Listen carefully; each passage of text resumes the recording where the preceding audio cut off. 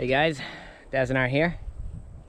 Today we're going to be talking about the psychedelic experience, which I think a lot of us here on this channel have been waiting for, right?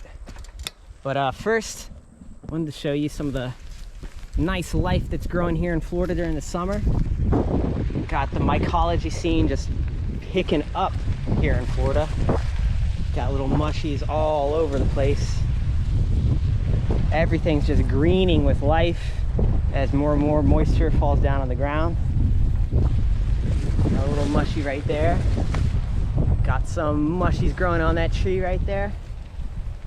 Flowers are in a bloom for certain species. So many bugs out. It's definitely summertime here. I feel much appreciation for this time of the year. Very thankful. All right, well, I'm gonna keep biking up ahead and then I'm gonna find a spot, try and record a little video, talk to you about the psychedelic experience today. Hey guys, we're back. Found a nice little spot to meditate out here and kind of enjoy all the sounds. It's really hard for me to meditate. I have like a bit of an ADD mind, so it's hard getting into the mindset of letting the thoughts go and all that. So like I said, I wanted to talk about the psychedelic experience today, and I don't know, just kind of give you some quick insights that I have. So currently now I'm in my mid-30s, and my first psychedelic experience, I was 19, and it was a doozy. I couldn't then explain what was going on, and to this day I don't think I could even come to possibly accurately explain what was going on. I have some, insights, and that's what I feel like you can get from the psychedelic experience. A lot of insight, but that is all up to the individual user. My first time going, I was at a huge festival, and I was under the impression that, psychedelics like LSD or mushrooms might be something like ecstasy, which I had tried. And so I was like, it's just going to be a new level of high, it's going to be really cool. I had been used to smoking weed. I was like, yeah, I'll take this new high. But the psychedelic experience is something, it's not about the high at all. Do you get euphoric? Yeah, for sure. But there's so much to taking these substances that can unlock parts of the mind if you allow it, and you can explore different things about your own self, the reality around you, how you interact with people, how people interact with you, how you perceive your reality. There's so many different angles that the psychedelic experience can show a person. But in my experience, not everyone has these realizations, or not everyone has these realizations. In fact, some people just really party with these things, and that kind of blew me away from the get-go. Like, I thought that's what they were. They were to be partied with. You go to festivals, yeah, cool, it's another drug kind of thing, as a really immature kid. And then my first few experiences, I was like, whoa, no. You guys are still gonna go out and take these every week, every other week? Like, that's crazy, because these things for me were very powerful introspective tools that just showed me so many different hallucinations that I equate to visions that would help me better myself in my life. And I'll explain those in future videos, but today I just wanted to talk about the experience. They were very spiritual experiences. All of my psychedelic experiences have been very spiritual and very interesting, with many stories attached to them. but like I was saying, a lot of people don't get that from their psychedelic experience, and I've always wondered why, and I've always wondered how I personally can get more from my experience, and how maybe I can help others get anything from their experience. Because I have very close friends who will take LSD, for example. I won't name names, obviously, but who have taken LSD, and they don't have such insightful visions or ideas necessarily as me, and I'm not sure why, but when I ask them, it feels like they don't allow themselves to. They often take these substances with lots of other friends in settings where they can distract themselves from thinking about bigger questions. And that's what a lot of people in general do on psychedelics. When you come to a hard situation, you kind of try and fight that situation, even though you might have heard go with the flow. So a lot of people try and fight those situations and distract themselves from having any introspecting conversations with their mind or with whatever is communicating with them, the plants. Sometimes those can happen, and we reject those because it's too bizarre, or it's not something we want to relate to, or it's shocking.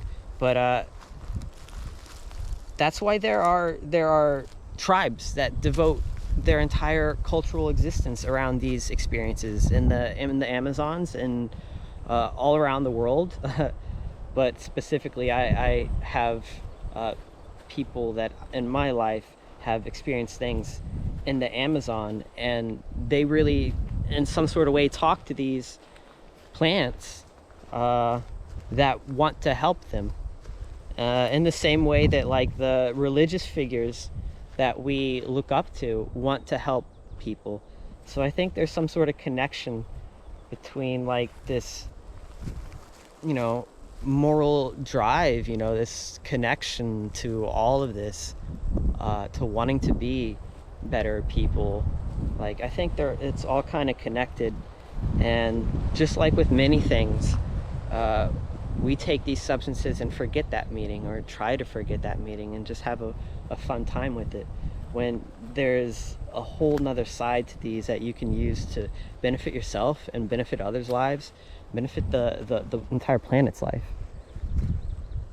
But I don't know if that'll be our destiny,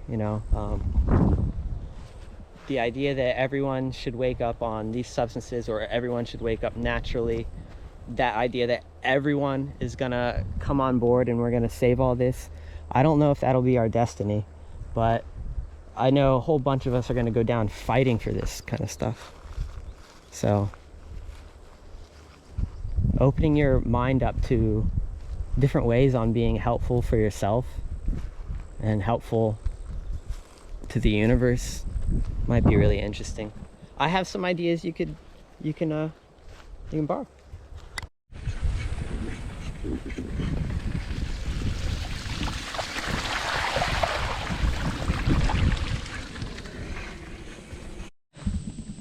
Excuse my sweaty composure.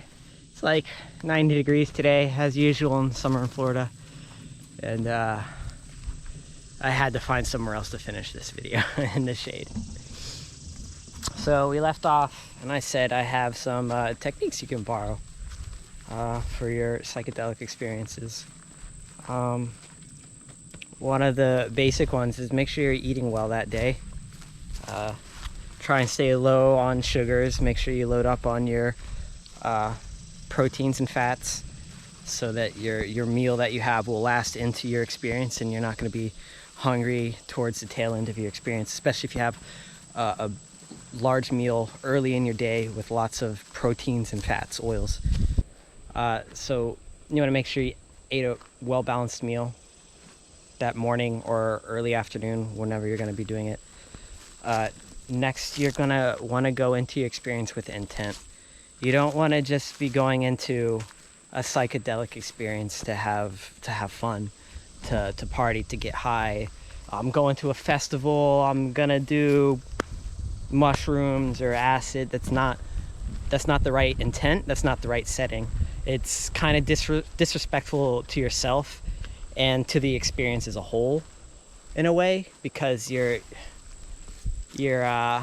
you're completely distracting yourself from any messages that are kind of subtly trying to get into you, and just being bombarded with culture messages, which are very distracting and at worst just propaganda to keep you still and stagnant.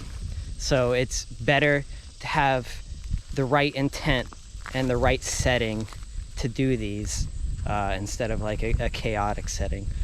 In my experience, the best setting is, you know, at someone's place or at campgrounds where you feel safe with a few friends or a trip sitter to watch over you. Those are the best kind of situations you can hope for there. So now that, you know, your balanced meal is set up, so your body's set up, your mind is set up with the intent. In this video, I'm not going to discuss all the different things you can do that are beneficial, like activities that you can do during the psychedelic experience. I'm just going to talk about what you can do to go inwards. Now that you've, you know, fulfilled the body and the mind and you're going into the experience, what you can do to further heighten that experience is start meditation. And meditation can be really hard for most of us. It's hard for me.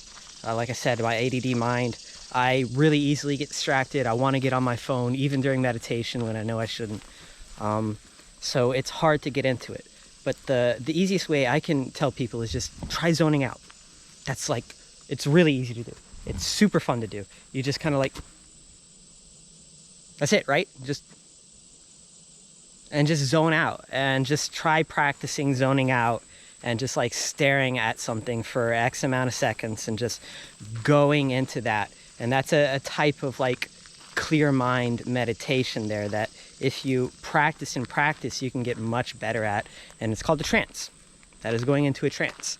And when you go into a trance on a psychedelic, for me personally, I can't speak for everyone, the visual experience, the hallucinations, the visual hallucinations exponentially get crazier. Like things can start to seem to levitate, stuff can start really vibrating with glowing lines and just, I mean, this will happen without it if you take enough of a substance, but like, I mean, even on low amounts of a substance with meditation, I can produce profound visual hallucinations. And these kinds of visuals can help lead you into insight or into questioning with yourself and having meditative thoughts. And that's where the growth from these psychedelics can come from. Your awareness of yourself, your surroundings, what you're feeling, what you're getting, the energies that you're getting from yourself or from the material that you've taken. These things are important for you to kind of interpret, and it's most times it's very hard to take it all in all at once, especially if you're getting like the full beamed download from the mushroom gods because you took like 5 grams and they're showing you how it is in the universe. And like, you know, like you don't have to listen to me, other people talk about these kinds of crazy experiences, right? So like that is a potential. So it is really helpful to know how to meditate on these things to help you get to these areas easier on lower amounts if you choose to. And on top of the meditation, what I've also found useful is mantra or chanting.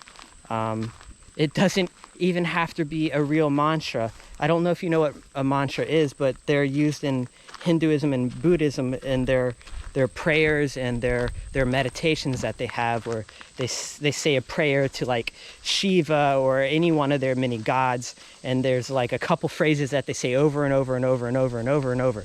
That's a mantra. But a mantra really to you can be anything that you give power to.